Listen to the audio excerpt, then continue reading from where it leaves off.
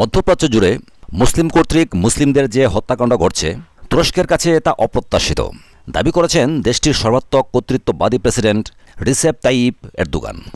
কাতার প্রশ্নে ব্রিটিশ সংবাদ মাধ্যম বিবিসিকে দেওয়া একান্ত সাক্ষাৎকারে তিনি দাবি করেছেন, মুসলিমদের মধ্যকার পারস্পরিক সংঘাত দেখতে দেখতে ক্লান্ত তিনি, আর সেই সংঘাত নিরসনেই কাতারের পাশে দাঁড়িয়েছে তার দেশ।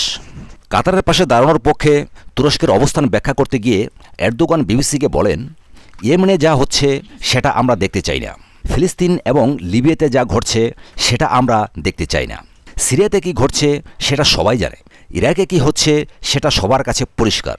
এসব ঘটনার মূল্য দিতে হচ্ছে তুরস্ককে, আমরা এসব চাই না।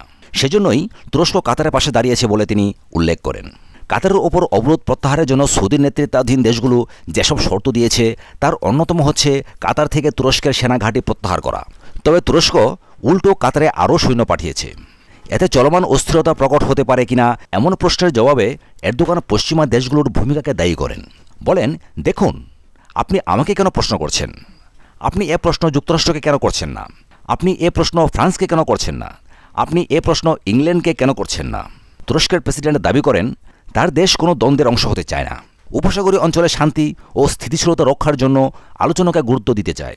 এরদোগানের দাবি, তুরস্ক দ্রুত একটি সমাধানে পৌঁছাতে চায়।